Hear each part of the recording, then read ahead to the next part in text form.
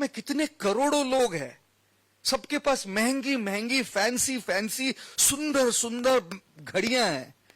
क्या ये घड़ियां पहनने से उनको 1 सेकंड भी ज्यादा मिलता है दोस्तों? तो खुशी घड़ी से थोड़ी ना मिलती है, क्योंकि खुशी से घड़ी से समय 1 सेकंड भी बढ़ता नहीं। खुशी मिलती है उस घड़ी पर जो आपका वक्त है, उस वक्त का आप इस्तेमाल कैसे कर रहे हैं, है ना? अच्छा, आपको कितने लोगों को अच्छा मकान चाहिए बताइए, है ना? मकान किससे बनता है जी? सभी हाथ उठा रहे हैं, सबको सभी उठा रहे हैं। अच्छा, जो हाथ नहीं उठा रहे वो अपेक्षा करे कि मैं उनमें विश्वास रखूं। अच्छा, आप बताएं, मकान किससे बनता है? ईंट से बनता है, सीमेंट से बनता है, छत से बनता है, फर्नीचर से बनता है। लेकिन क्या फर्नीचर खुशी देती है आपको? जब एग्जाम का बहुत टेंशन आता है तो आप क्या फर्नीचर के गोद में सर रखते हैं कि तो दुलार मुझे? हाँ? जब आपको बहुत बुखार आया होता, क्या आप आपकी टीवी को यूं लग के कहते उतार मेरा बुखार? क्या मकान से खुशी मिलती है? क्योंकि वो तो ईंट है, पत्थर है, टीवी तो प्लास्टिक है, कांच है, फर्नीचर तो लकड़ा है। लकड़ी थोड़ी ना सुख देता है, लकड़ी थोड़ी ना खुशी देती है। कांच, पत्थर, ईंट, सीमेंट, स्टील थोड़ी ना खुशी देता है। उस घर के अंदर जो रिश्ते होते हैं, इंसान होते हैं, प्यार होता है, उससे खुशी होती है ना दोस्तों। और इसीलिए खुशी गाड़ी से नहीं आती, सफर से आती। किन के साथ सफर कर रहे हैं? खुशी फोन से नहीं आती, फोन पर किससे बातचीत कर रहे और क्या बातचीत कर रहे इससे आती है। खुशी घड़ी से नहीं आती, घड़ी पर का जो वक्त है वो आप कैसे इस्तेमाल करते उससे आती है। खुशी मकान से नहीं आती, मकान में आपके जो रिश्ते हैं ना उससे आती है। और ये उसूल तो सिखाया जाना चाहिए ना। अगर ये उसूल सिखाया नहीं जाएगा तो दुनिया तो गलत उसूल सिखा ही रही है। क्या सिखा रही है? फोन खरीदो, घड़ी खरीदो, घर खरीदो, गाड़ी खरीदो, बस खरीदो खरीदो खरीदो खरीदो खरीदो, लेते रहो, अपनी सुविधाओं को बढ़ाते रहो। ये नया वाला लोगे खुश हो जाओगे, ये खरीदोगे खुश हो जाओगे, यहां जाओगे खुश हो जाओगे, ये खाओगे खुश हो जाओगे। और इसमें गलती कुछ नहीं है। गाड़ी होनी चाहिए, अच्छी गाड़ी में कोई गलती नहीं है, अच्छी घड़ी लेने में भी कोई गलत बात नहीं है, अच्छे मकान में भी कोई गलत बात नहीं है। लेकिन ये जो बात है कि ये चीज सुख देगा और खुशी देगी ना, इसमें बहुत बड़ी गलती है। उसूल गलत है। ये सोचना कि जितना ज्यादा मेरे पास पैसा आएगा। कितने लोगों को पैसा चाहिए? अच्छा, वो बहुत बढ़िया। एक स्कूल में एक बच्चा था, स्कूल में वरुण नाम था उसका। टीचर आई और टीचर ने पूछा, बेटा बताओ तुम बड़े होके क्या बनना चाहते हो? तो वरुण ने कहा, मैडम मैं करोड़पति बनना चाहता हूं। मुझे 365 गाड़ियां चाहिए, हर दिन के लिए एक अलग अलग गाड़ी में घूमूंगा मैं। 20 मकान चाहिए, 6 बैंक अकाउंट। टीचर ने कहा, वरुण मैंने तुम्हें निबंध लिखने के लिए नहीं कहा, बस पूछा था क्या बनना चाहते हो। फिर टीचर एक लड़की की ओर मुड़ी, पूजा नाम था उसका। बोला, पूजा 3 शब्दों में बताओ बस क्या बनना चाहती हो बड़ी होकर। पूजा ने कहा, वरुण की पत्नी। वरुण को मेहनत कर लेने दो, शादी कर लो, जो वरुण का वो अपना। ये आपको बात बताऊं दोस्तों, ऊपर उठना और बड़ा बनना और बड़ी सुविधाओं को हासिल करना, इसमें कोई गलती नहीं है। आपकी खुद की भी लाइफ सुधरेगी, आपकी परिवार की भी लाइफ सुधरेगी, आप समाज, राष्ट्र और विश्व में कुछ योगदान भी दे पाएंगे आप कुछ हासिल करके।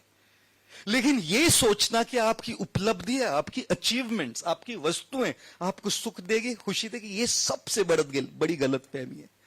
खुशी देती है रिश्ते, खुशी देती है आपका अध्यात्म, खुशी देती है आपका पैशन फॉलो करना, खुशी देती है साथ में आकर एक कम्युनिटी में काम करना, कुछ अच्छा काम करना।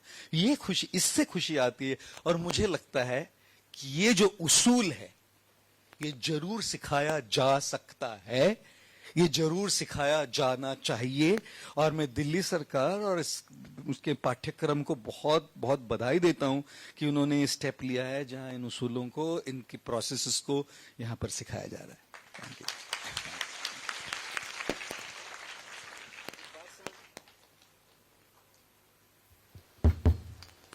कुछ बच्चों तक आवाज पहुंची?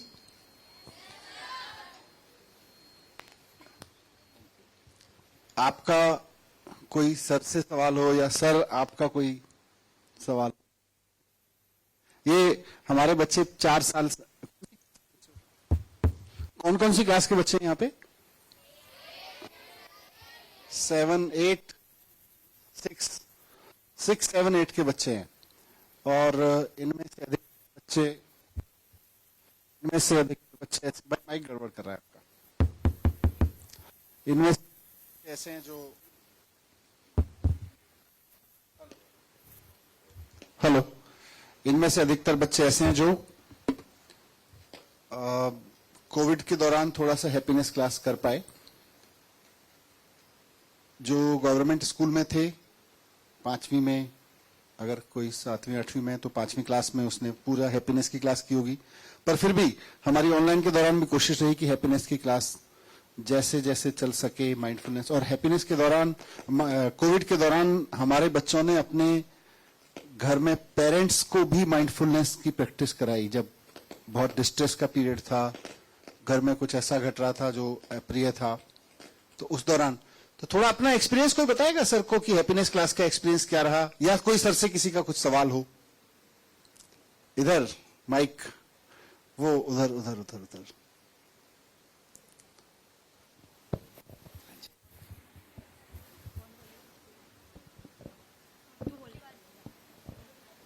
सर, हैप्पीनेस किसने बनाया? ओहो,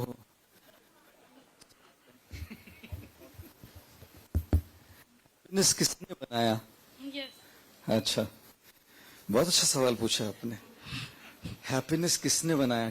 टेलीफोन किसने बनाया? I don't know.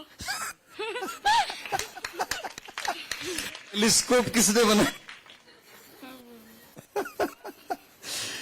देखिए, हम जिस किसी चीज की बात करते हैं, हर आविष्कार के पीछे, हर चीज के पीछे एक कोई व्यक्ति होता है ना?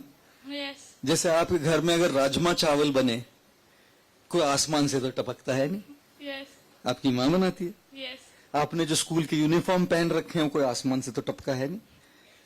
कोई टेलर होगा जिसने इस आपकी यूनिफॉर्म को सिलाया है, आपको दिया है। यस। आज के जो ये हैप्पीनेस उत्सव की बात कर रही है, यहाँ सब इकट्ठे आए हैं, इसकी जो व्यवस्था है ये कोई अपने आप तो हुई नहीं है। इसके पीछे एक टीम है जिन्होंने इस व्यवस्था की है। तो दुनिया में हम जो कुछ भी देखते हैं, हर एक चीज के पीछे कोई तो जरूर होता है। तो सवाल है कि हैप्पीनेस के पीछे कौन है? यस। आप। कैसे? हाँ, बता रहे। हम जब कॉलेज में पढ़ते थे, हम खड़े नहीं, थोड़ा चलेगा, थोड़ा जाके बैठते हैं इनके पास जाके, थोड़ा के देख के आंखों में लगे, चलाइए थोड़ा सा ही, अगर दोबारा आके बैठेंगे उनको कंपनी हमको। आपका नाम क्या है? पृथ्वी। क्या नाम है, बढ़िया, बहुत। पृथ्वी, बिल्कुल। पृथ्वी पर आप एक ऐसे पहले शख्स है, मैं 26 साल से ये काम कर रहा हूं, सारे पृथ्वी पर एक पहला शख्स है, ये पृथ्वी, जिसने मुझे ये सवाल पूछा, हैप्पीनेस बनाया किसने? So big round of applause for Prithvi. Thank you.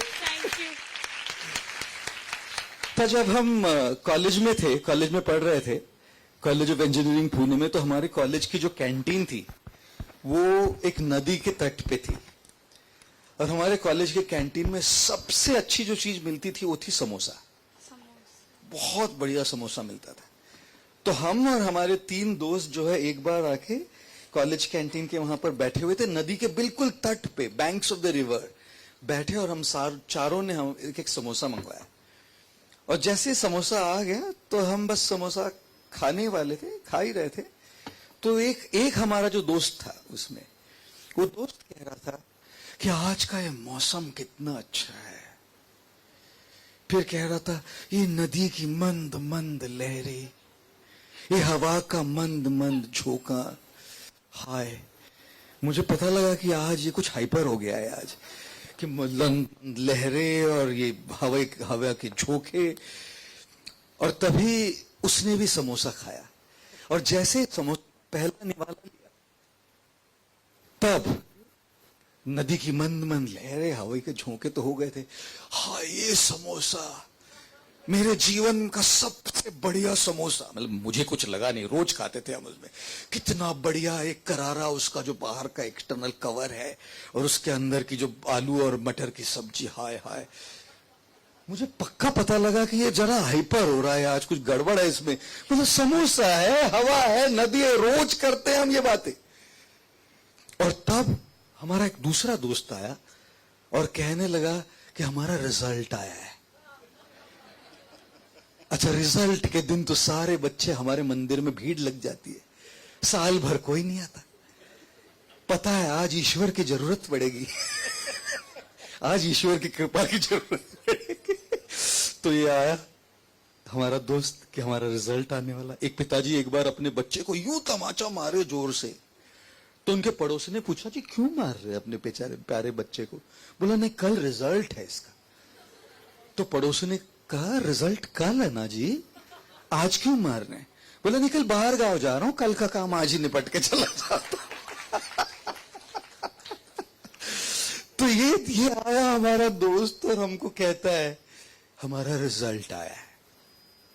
तो मैंने तो हमेशा, मैंने कभी पूछा नहीं मेरा क्या हुआ रिजल्ट में, क्योंकि एक होता है ना कि आप जब हमेशा अच्छे नंबर लाते हैं तो पूछना किसी से भी अपना खुद का अपमान होता है कि मुझे क्या नंबर आए। तो मैंने कभी नहीं पूछा। लेकिन ये जो दोस्त कह रहा था ना, नदी की मंद मंद लहरें, हवा के झोंके और जिंदगी का सबसे बढ़िया समोसा, उसने पूछा मेरा क्या हुआ? हमारे उस दोस्त ने कहा 4 सब्जेक्ट में तेरी विकेट उड़ गई है, 4 सब्जेक्ट में फेल हो गया है। उसका चेहरा ऐसे उतरा, नदी वही थी, हवा के वो झोंके भी वही थे, और आधा समोसा, वो जिंदगी का सबसे बढ़िया करारा समोसा, आधा उसके हाथ में पड़ा था। लेकिन अब समोसे में उसके अपने पिताजी का चेहरा दिख रहा था कि आज शाम को पिताश्री के सामने जाके रिपोर्ट कार्ड उनके चरणों में समर्पित करना है।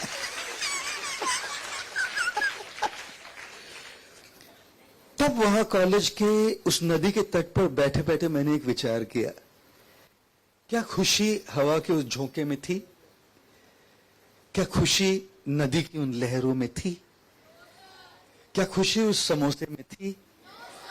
क्योंकि नदी भी वही थी, हवा भी वही था और समोसा भी वही था। बदला क्या था? मन। जैसे ही आपका मन डिस्टर्ब हो जाता है, आपके पास कितनी ही अच्छी सुविधाएं हो, वो खुशी नहीं दे सकती। और जैसे ही आपका मन स्ट्रांग होता है और आपके साथ होता है ना, आप बिल्कुल सरल छोटी छोटी चीजों में भी खुशी पा लेते हैं। और इसीलिए खुशी के लिए सबसे बड़ी कुंजी है मन। अगर ये सही नहीं तो कुछ नहीं हो सकता। अच्छा, आपके मन को कंट्रोल कौन कराएगा? आपकी मां, आपके पिताजी, आपके टीचर, आपके एजुकेशन मिनिस्टर? दिल, क्या बात है, हाय हाय।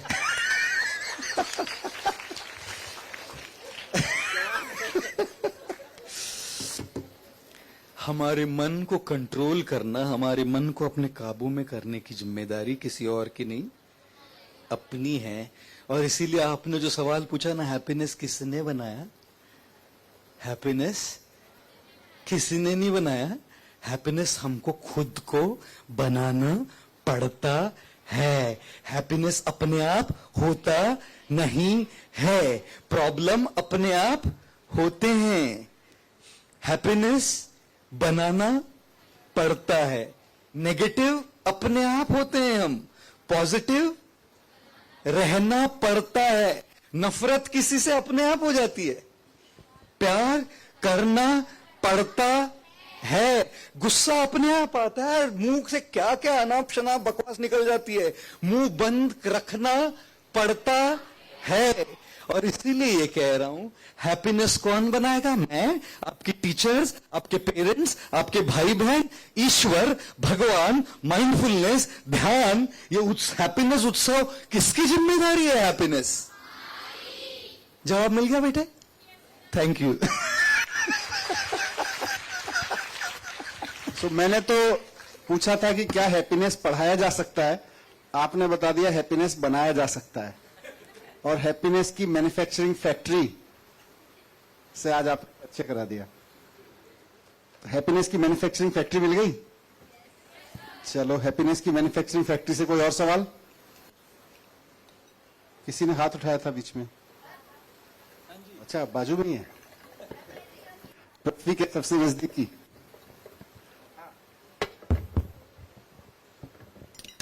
Good morning, sir. My name is Anand Mujumdar. I am study class 7th C. My school name is Kotale government Sarvodaya coed Vidyalaya. मैं आपसे एक सवाल पूछना चाहता हूँ कि आप जब फर्स्ट टाइम स्कूल में गए थे तो आपको क्या लगा था, आप क्या बनोगे पहली बार? अरे वाह, ऐसे गड़बड़ है भाई, माइक्रोफोन में गड़बड़ है थोड़ी। बैटरी कोई बात नहीं। आपका नाम आपने आनंद बताया ना? Yes sir. जी, आप 7C में पढ़ते हैं? Yes sir. क्या बात है, क्या बात है। जब मैं पहली बार स्कूल में गया था तो मैंने क्या सोचा था कि मैं क्या बनना चाहता हूं। मैं आपको बिल्कुल एकदम सच आंसर देता हूं, दिल से आंसर देता हूं। कोई तो दिल कह रहा था ना, एकदम दिल से आंसर देता हूं कि मेरे मन में क्या था कि मैं क्या बनूंगा। मेरे माता पिता ने मेरी आंखें कैसे खोली और अंत में हुआ क्या, एक पूरा सफर है वो। और फिर आपको एक कहानी बताऊंगा जिससे एक बात स्पष्ट होगी कि हमको बड़े होके क्या बनना चाहिए। एक बात है कि हम क्या बनना चाहते हैं और दूसरी बात है कि हमको क्या बनना चाहिए। तो जब मैं स्कूल में पहली बार गया, पहली बार तो बहुत ही छोटा बच्चा था, क्या समझता हूँ, केजी में क्या बच्चे समझेंगे। छोटे छोटे बच्चे तो कैसे होते नहीं। एक छोटी 4 साल की बच्ची एक दुकानदार के पास गई और दुकानदार से कहती है, अंकल मैं कैसी लगती हूँ? 4 साल की। दुकानदार ने कहा, बड़ी प्यारी लगती हो बिटिया। तो बच्ची ने कहा, तो फिर अंकल मैं बड़ी हो जाऊंगी तो आप मेरी शादी आपकी बेटे से करेंगे? दुकानदार ने कहा, हम जरूर करेंगे बिटिया। तो लड़के ने कहा, तो फिर अंकल अपनी होने वाली बहू को एक फ्री 5 स्टार नहीं चॉकलेट नहीं देंगे? अरे बच्चे तो शैतान होते, छोटे छोटे बच्चे, क्या ही समझ होती है बच्चों की। किंडर पहली कक्षा में। मेरी आवाज आप तक पहुंच रही है तो कोई बात नहीं।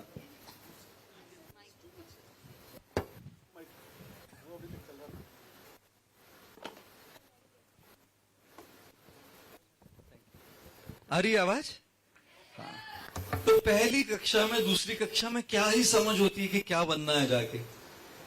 लेकिन जैसे थोड़े बड़े हुए ना तो हमारे मन में एक बहुत बड़ी इच्छा हुई कि हमें डॉक्टर बनना है।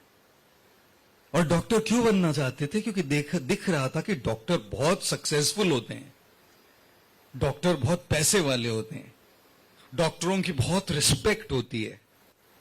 डॉक्टर इसलिए नहीं बनना चाहते थे कि किसी को ठीक करे, किसी की सेहत ठीक कराए, किसी को मदद कर पाए, किसी के जीवन में एक आशा का किरण ला पाए। डॉक्टर तो बस इसलिए बनना चाह रहे थे क्योंकि डॉक्टर की रिस्पेक्ट होती है, डॉक्टरों को बहुत पैसा मिलता है, डॉक्टरों को समाज में एक हुद्दा होता है, इसलिए बनना चाहते थे। फिर आया 8वीं कक्षा में, और 8वीं कक्षा में हमको वो क्या कहते हैं उसको, डाइसेक्शन होता है हिंदी में, पता नहीं क्या कहते हैं। हमारी बायोलॉजी टीचर का नाम था मोनिका, मिस मोनिका। तो हमारे क्लास में मिस मोनिका आई और पहली बार हमारे सामने एक मेंढक को उन्होंने काटा। अच्छा, जैसे मेंढक को काटा और उस मेंढक के आंतड़ियों को यूं उठाकर हमको दिखा रही थी ऐसे। और क्लास में यूं, जैसे क्लास में कई बार टीचर चलती है, आइल्स में चलती है, अंदर चलती है, तो वो चल के यूं घूम रही थी दिखाते हुए हमको।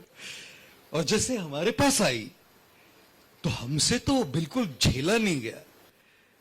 हम तुरंत उठे और रेस्टरूम में भागे और बिल्कुल पूरी उल्टी उबासी हो गई, जस्ट वॉमिटेड। और फिर घर आए और अपने माता को, हमारी मदर को हमने कहानी बताई। और मदर ने कहा, हमारी माँ ने कहा, डॉक्टर बनना है ना बेटा, ये लो। ये तो हैंडल नहीं कर पा रहे। और सच में तभी सोचा कि ये तो नहीं करेंगे, जो भी है किसी के शरीर को हाथ नहीं लगाएंगे, लेकिन डॉक्टर कैसे बनेंगे? फिर सोचा ठीक है इंजीनियर ही बन लेते, और वो तो बन गए। डॉक्टर बनना चाहते थे वो छोड़ दिया, इंजीनियर बन गए, और इंजीनियर बनने के बाद सब छोड़ छाड़ के देखो क्या बन गए। क्या जिंदगी का सफर है नहीं ये? अच्छा, अभी मैं बताना चाह रहा हूं आपको कि हमको क्या बनना चाहिए। लंदन की एक स्कूल में 6 साल के बच्चे बैठे थे क्लास में, और एक टीचर ने सारे बच्चों से यही सवाल पूछा, what do you want to be when you grow up? आप बड़े होकर क्या बनना चाहते हैं? और बच्चे तो कई बार ऐसे अतरंग जवाब दे देते हैं। एक टीचर ने एक बच्चे से पूछा कि कौन से स्टेट से हो तुम इंडिया के? उसने कहा अरुणाचल प्रदेश से हूं मैडम। बोला स्पेलिंग बताओ। बोला नहीं, मैं गोवा से हूं। अरुणाचल प्रदेश का स्पेलिंग कौन बताएगा? बच्चे तो कौन से अतरंग क्या जवाब दे दे पता नहीं। तो इस टीचर ने सारे 6 साल के बच्चों से पूछा, बच्चों बताओ बड़े होके क्या बनना चाहते हो? एक स्टूडेंट ने कहा डॉक्टर, एक ने कहा इंजीनियर, एक ने कहा यूट्यूबर, एक ने कहा सोशल मीडिया इन्फ्लुएंसर, एक ने कहा इन्वेस्टर। अलग अलग जवाब आए सबके। एक लड़का 6 साल का चुपचाप बैठा हुआ था। टीचर ने उस बच्चे की आंख में आंख मिलाई, बेटा तुमने जवाब नहीं दिया, बड़े होके क्या बनना चाहते हो? उस लड़के ने कहा मैडम बड़े होके मैं हैप्पी बनना चाहता हूं, है ना, हैप्पी बनना चाहता हूं। तो टीचर ने स्टूडेंट से कहा बेटा मुझे लगता है कि तुम्हें सवाल समझ में नहीं आया। बच्चे ने टीचर से कहा मैडम मुझे लगता है आपको जिंदगी समझ में नहीं आई, क्योंकि अगर आपको जिंदगी समझ में आती तो आपको पता लगता कि बड़े होके हमको क्या बनना चाहिए, हैप्पी। और अगर डॉक्टर बनने से आप हैप्पी रहकर समाज में योगदान दे पाए तो डॉक्टर बनना चाहिए। अगर इंजीनियर बन के आपको हैप्पी रहकर आप योगदान दे पाए तो इंजीनियर बनना चाहिए। अगर लॉयर बन के आप हैप्पी रहते हुए योगदान दे पाए तो लॉयर बनना चाहिए। अगर आप टीचर बन के हैप्पी रहते हुए योगदान दे पाए तो आपको टीचर बनना चाहिए। मैंने ये सब छोड़ के ये क्यों किया?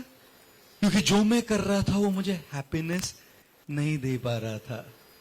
मुझे वो मैं बहुत अच्छी तरह से अपनी जिम्मेदारियों को निभा पा रहा था इंजीनियर के हिसाब से। I was very good. मैं टॉपर रह चुका हूं यूनिवर्सिटी में। ऐसा नहीं कि दाल नहीं पकी तो ये बन गया, ऐसा बिल्कुल नहीं सोचना आप लोग, बिल्कुल नहीं सोचना जी। बोले इसको कुछ मिला नहीं, बेचारे लुक्खा कुछ करता वरता है नहीं, वेला है ये, इसको तो बस बैठा दिया है, यहाँ के कपड़े पहना दिया ऐसे। जी नहीं, टॉपर रहा हूं कॉलेज का, स्कूल का। लेकिन एक बात समझ गई कि जो कर रहा हूं ना उसमें खुशी नहीं है। जिंदगी में बड़ा होकर खुश बनना चाहिए। काम वो करना चाहिए, 2 चीज, जो आपको खुश करे और जिससे आप समाज में, राष्ट्र में कुछ योगदान दे पाए।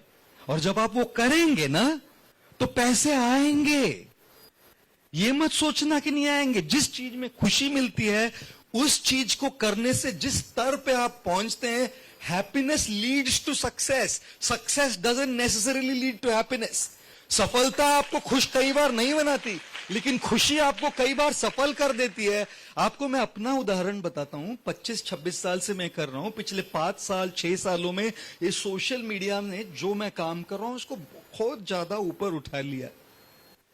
लेकिन ये जब नहीं उठा था ना तब भी मैं खुश था, क्योंकि जो कर रहा हूं उससे बहुत ज्यादा खुशी मुझे मिलती है। और देखिए जिस चीज में खुश हूं उससे आज कहां तक पहुंच गया कि यूनाइटेड नेशंस ने ईमेल लिखकर वहां मुझे बोलने के लिए बुलाया। संयुक्त राष्ट्र ने आज आपके डिप्यूटी चीफ मिनिस्टर सर ने, सिसोदिया जी ने यहां आपके पास बोलने के लिए मुझे बुलाया है। क्यों? क्योंकि मैंने वो चुना जिसमें मैं खुश रह सकूं, जिसमें मैं योगदान दे सकूं, और सफलता बाय प्रोडक्ट है जी, आ जाएगी। If you choose something that you love, you're passionate about, and something that you can contribute, achievement will follow as a result.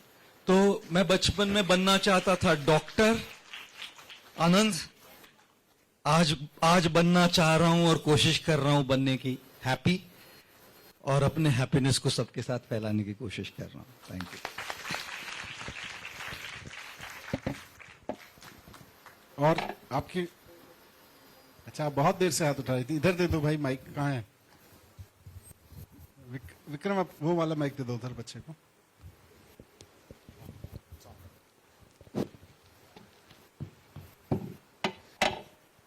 Good morning, sir. Good morning. My name is Shreya. I study in class 7th A and my school name is Veer Savarkar Sarvodaya Kanya Vidyalaya School. Sir, मेरा Gopal sir से question है कि अधिकतर लोग अच्छी बातों से ज्यादा बुरी बातें ही क्यों याद रखते हैं?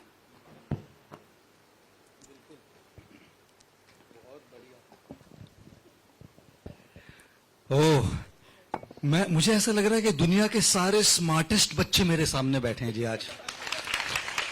ऐसे गूगली सवाल डाले जा रहे कि हैप्पीनेस किसने बनाया। लोग बुरी बातों को ही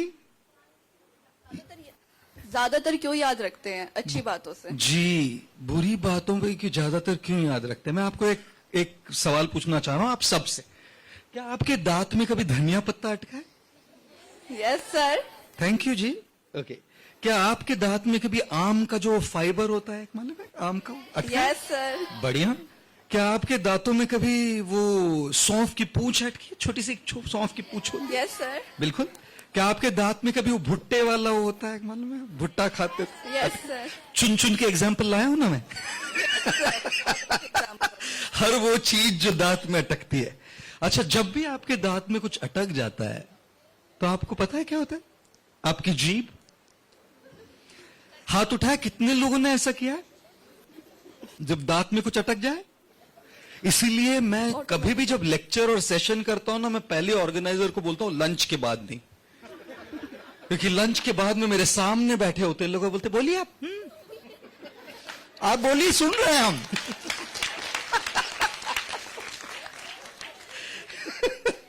है ना?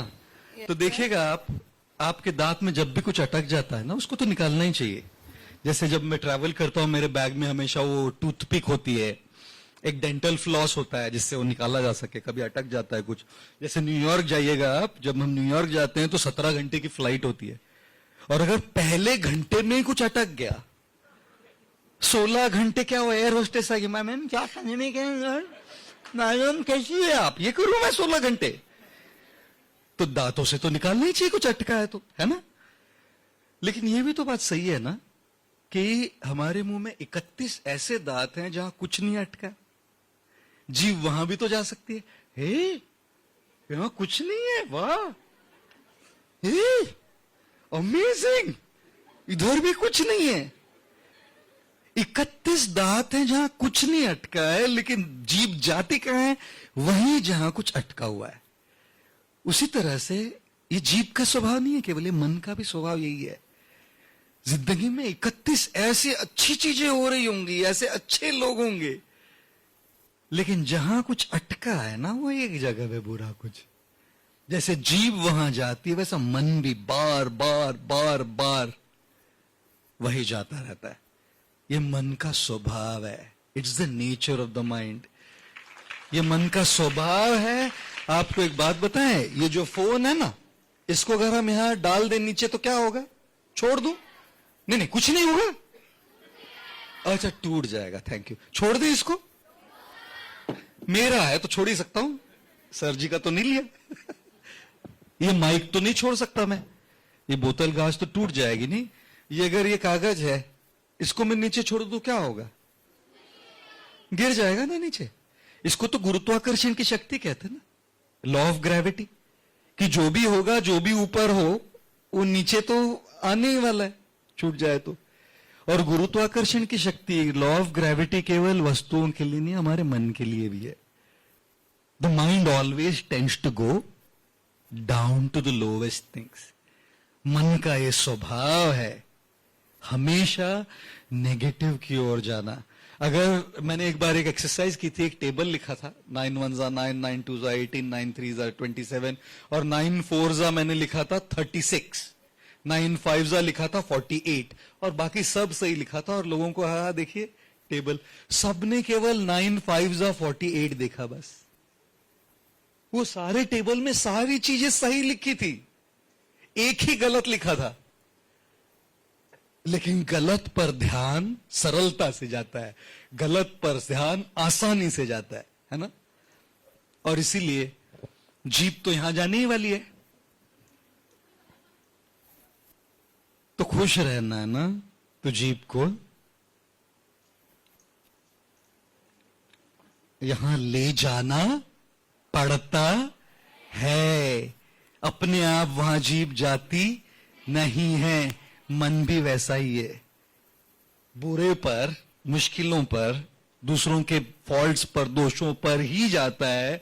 लेकिन अगर अच्छा देखना है ना, तो अच्छा देखना पड़ता है। अपने आप दिखता नहीं है। अपने आप केवल प्रॉब्लम ही दिखेगी, अपने आप केवल परेशानी दिखेगी, अपने आप यही दिखेगा कि ये मेरी है ना, मेरी क्लास की सहेली, ये तो ऐसी है, वो तो वैसी है, इसको तो मैंने कितनी बार कहा था। ऐसे मेरे नोट्स ले जाती है स्कूल के, लुखी ले जाती है और टाइम पर लेकर नहीं आती है। एग्जाम का टाइम हो गया, मेरे से नोट्स कॉपी करके ले गई और वो फर्स्ट आ गई। हाय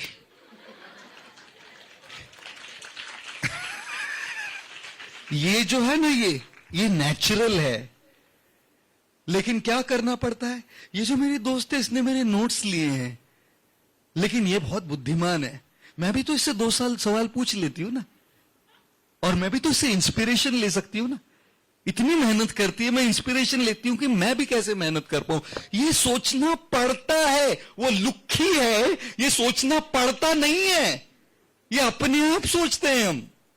वो अच्छी है, ये सोचना पड़ता है। Which is why happiness is hard work. Happiness मेहनत का काम है। हैप्पीनेस ऐसे नहीं होता है। Negativity is easy, positivity is hard. अच्छा, आप कभी किसी का वजन बढ़ा है ना? हाँ, सारे हाथ उठा रहे। बच्चे तो एकदम दुबले पतले बच्चे भी हाथ उठा रहे। मेरे एक दोस्त की तोंद निकली बहुत बड़ी, तो मैंने उसको कहा भाई वजन कम कर थोड़ा। तो जानता है क्या कहता है मुझे? कहता है वजन कम करके क्या करना है? वजन कम करके क्या करना है? आखिर सबको एक दिन मरना है, इसीलिए अभी जो भी खाना है खा लो मेरे दोस्त, क्योंकि अगले जन्म में फिर 3 किलो से ही शुरू करना है। यही जवाब दिया है इस पागल इंसान ने। मतलब मुझे लगा इसको 2 तमाचे लगा। देखिए, वजन बढ़ना सरल है ना, बड़ा सरल है, इजी है, बस खाते रहो, कुछ नहीं करो। घटाना मेहनत करनी पड़ती है। परीक्षा में फेल होना सरल है ना, परीक्षा में फर्स्ट आना मेहनत करनी पड़ती है। किसी को कुछ भला बुरा कह देना, किसी की प्रशंसा करना मेहनत करनी पड़ती है। और इसीलिए जीभ का यहां जाना सरल है ना। जीभ को 31 उन दांतों के पास लाना जहां कुछ अटका नहीं है, मेहनत करनी पड़ती है। कल रात को कई लोग उठे नहीं, मर गए। हम लोग जी रहे हैं। हमको अच्छी तरह से जीने का, खुशी से जीने का एक दूसरा मौका मिला है। क्या हम उसी समस्याओं को ये नहीं हुआ, वो नहीं हुआ, ये नहीं है, ये प्रॉब्लम है, घर में ये नहीं है, स्कूल में ऐसा करता, यही करते रहेंगे कि ये भी सोचेंगे कि अरे आज सवेरे मेरी आंखें खुली है, दूसरा मौका मिला है एक अच्छे जीवन जीने का। इसीलिए कौन है जो कहता है कि हमें जिंदगी एक बार मिलती है? गलत है। हमें जिंदगी एक बार नहीं मिलती, हमें मौत केवल एक ही बार मिलती है। जिंदगी हर रोज सुबह मिलती है, हमें हर रोज सुबह मिलती है ना। तो इसलिए आपके सवाल का जवाब यह है कि नेगेटिविटी जो है ना जी, बहुत इजीली हो जाती है। देखिए ना, मेहनत है, इसमें कुछ मेहनत है, उठाने में कमर टूटेगी, झुकना पड़ेगा, इसमें मेहनत है। और इसीलिए जो भी गलत है, नेगेटिव है, क्या लगता है उसमें? कुछ नहीं। जो पॉजिटिव है, सही है, उसमें तो हार्ड वर्क लगता है। Therefore happiness is not easy work, it is hard work, but it pays of. ऐसा आपको रिवॉर्ड दे देगा, ऐसा आपको एक, क्या कहते हैं हिंदी में, रिवॉर्ड इज व्हाट, पारित ना, पुरस्कार, ऐसा पुरस्कार आपको दे जाएगा कि आप कहेंगे कि वो जो बच्चा था ना 6 साल का, जो टीचर को उसने कहा था what do you want to be when you grow up, I want to be happy, it was a meaningful reply, thank you. कोई टीचर, किसी टीचर की ओर से कोई सवाल? अच्छा, हमारी टीचर बहुत अच्छा, आप तो बहुत पहले से हाथ उठा रही थी ma'am. A very special good मैं morning 4 to you साल से all. हैप्पीनेस करिकुलम के साथ जुड़ी हुई हूँ। सर आपको गोपाल सर, आपको कैसा फील होता है कोई आपको मोस्ट स्टाइलिश लाइफ कोच बोलता है?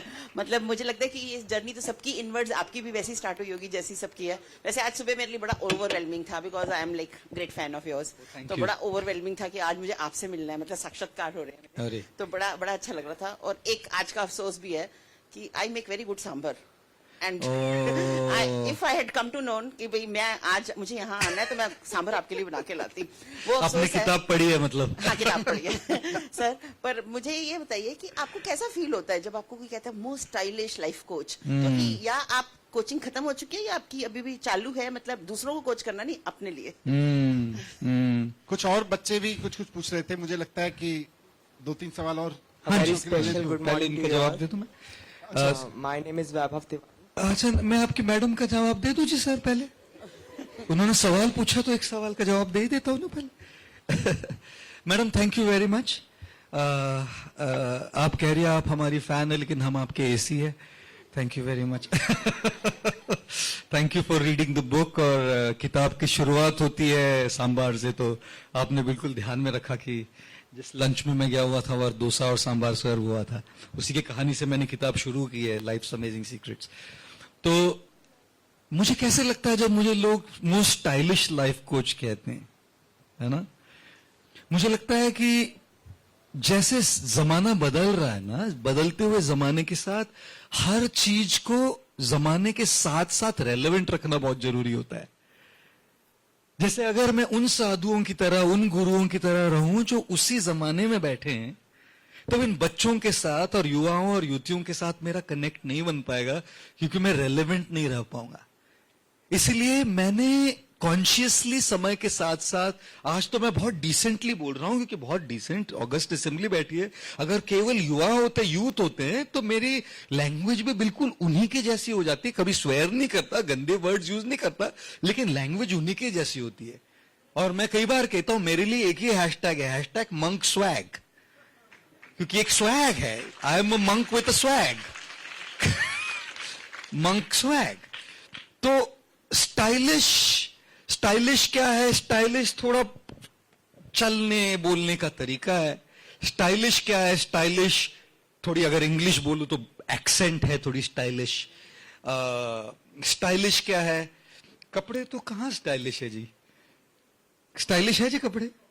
बहुत। oh my God! क्या बात आ गई है जी, क्या बात है, जमाना बदल गया है।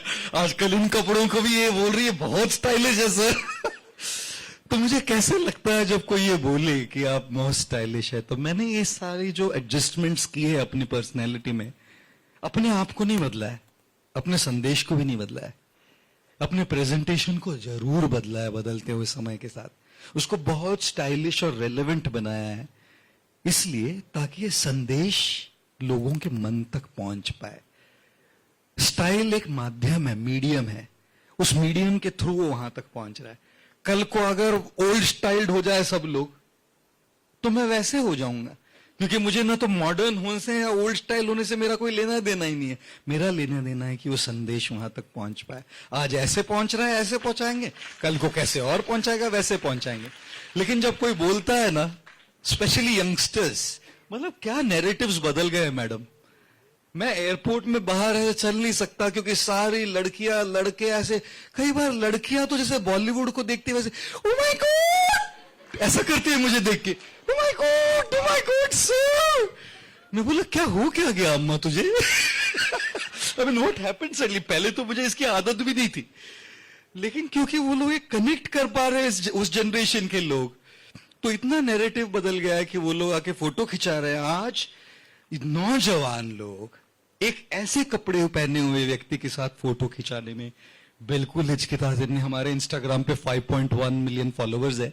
हर रोज सारे यूथ जहां भी कहीं मिले, जहां भी फोटो खींची हमारे साथ, वो डालकर टैग करते अपने इंस्टाग्राम स्टोरीज में। और मैं सोचता हूं ये क्या हो गया, ये कैसे हो गया। तो जब मुझे लोग कहते हैं ना, स्पेशली यंगर जनरेशन, कि आप मोस्ट स्टाइलिश कोच है सर, तो सबसे पहले तो मुझे ये लगता है कि जो मैं करना चाह रहा हूं, जहां तक इसे पहुंचाना चाह रहा हूं, वहां तक पहुंच रहा है।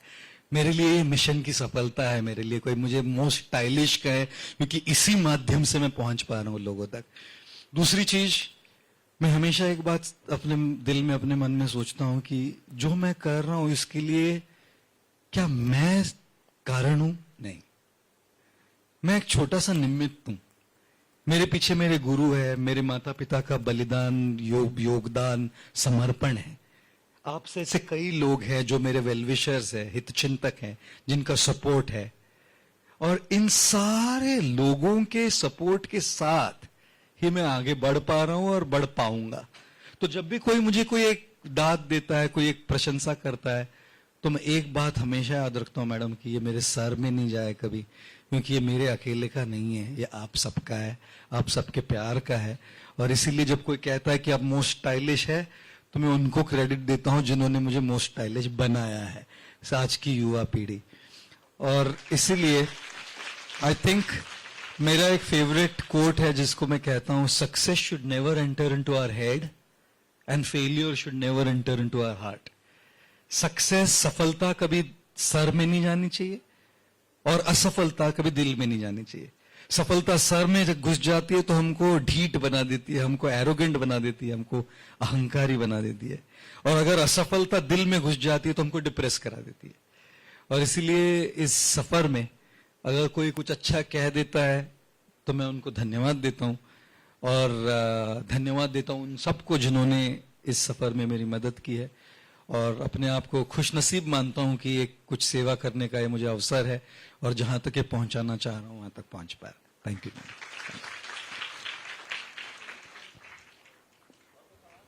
A very special good morning to you all. My name is वैभव तिवारी. मैं 8th स्टैंडर्ड में हूँ, VSSKV स्कूल से। सर आपकी इतनी अच्छी बातें सुन के तो मेरा दिल गार्डन हो गया।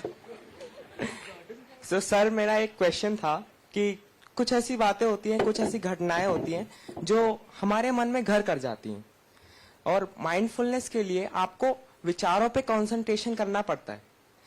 आपको विचारों पे कंसंट्रेशन करके उन्हें समझना पड़ता है कि कौन से विचार आ रहे हैं, कौन से जा रहे हैं। तो मेरा ये सवाल है कि जो भावनाएं, जो बातें घर कर जाती हैं, जिनकी वजह से आप कुछ नहीं सोच पाते, मेरे साथ ऐसा रिसेंट केस हो रखा है। तो जी। मैं फिलहाल माइंडफुलनेस करने में असमर्थ पा रहा हूं अपने आप को। इसके लिए मैं क्या करूं कि मैं माइंडफुलनेस कर पाऊं, उस बात को भुला पाऊं जल्दी। वाह, थैंक यू। राघव बताया आपने आपका नाम? नो सर, वैभव। वैभव, मैंने राघव सुना। A big loud round of applause for Vaibhav's question. What a question that is. Thank you very much again Vaibhav, fantastic question. और मुझे लगता है कि इससे ज्यादा रेलेवेंट सवाल क्या हो सकता है कि जब हम जिंदगी की कुछ घटनाओं से गुजरते हैं तो अपने मन में, हमारे दिल में एक बहुत बड़ा इंप्रेशन छोड़ देता है, एक बहुत बड़ा इम्पैक्ट कर देता है, और उसको मन से निकाल पाना बहुत मुश्किल हो जाता है। वो एक घर बना लेता है अपने मन में। नहीं, मैं आप सबकी एक तस्वीर खींचूं? जी बिल्कुल खींचूं, चलेगा ना? आपकी अनुमति है? बिल्कुल।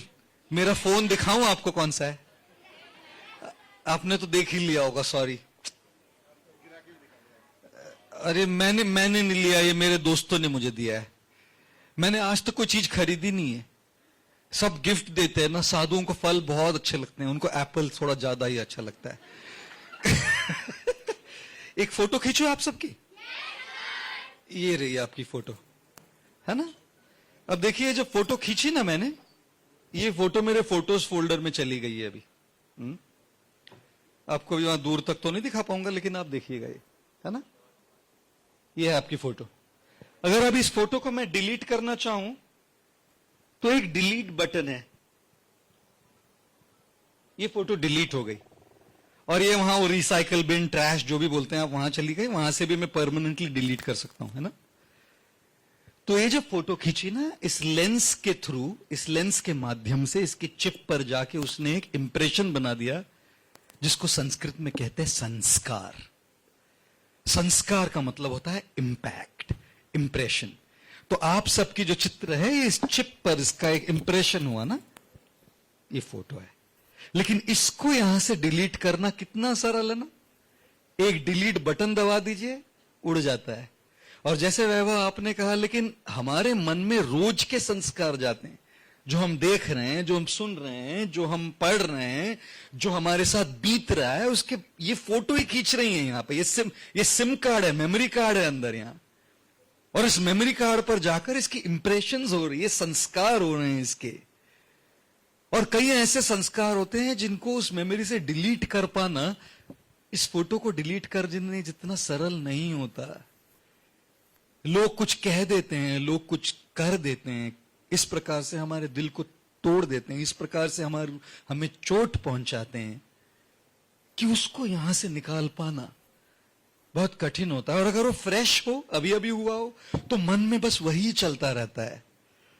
और आपके क्लास में तो बोले mindfulness, bring your attention to your breath. Breath, which breath? क्योंकि माइंड तो अभी वहीं लगा है जहां वो चोट पहुंची है ना। तो आपने पूछा कि उसको कैसे डिलीट किया जाए। आप में से कितने लोगों को चोट पहुंची है कभी फिजिकली? खेलते समय कभी आपको घुटने में चोट पहुंची कभी? घुटने में, है ना। अंग्रेजी में हम उसको स्कैब कहते हैं, जब हीलिंग होता है ना, स्कैब। पपड़ी, हाँ, खुरंग, खुरंड। खुरंड जानते हैं आप लोग क्या होता है? खुरंड, राइट? अच्छा सॉरी, आप अगर खुरंड नहीं जानते तो मैं आपको यहां जो आपको लग जाता है तो पहले खून आता है, और फिर उसके ऊपर एक काला काला जो होता है ना, उसको खुरंड कहते हैं, है ना।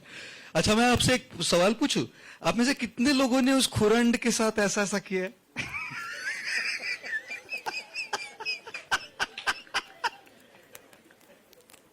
Sorry about that. जब भी आपका ये हीलिंग हो रहा है और ठीक हो रहा है, कितने लोगों ने उसको ऐसा खुरेद के निकाला है? क्लास में बैठे बैठे टीचर के नाक के नीचे, right there the teacher is giving a class, ये चल रहा है, इसकी फैक्ट्री चल रही है। अच्छा, जानते हैं आप, अगर आप उस जख्म को बार बार छूते रहेंगे ना, तो जख्म कभी ठीक नहीं होती। The way to heal a wound is to slowly stop touching it. जितना आप उस जख्म को छूते हैं, उस जख्म को ठीक होने में बहुत ज्यादा समय लगता है।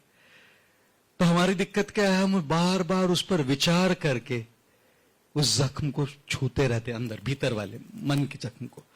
इसीलिए सबसे पहले हमको अपने माइंड को डिस्ट्रैक्ट करना चाहिए। डिस्ट्रैक्ट कैसे किया जा सकता है?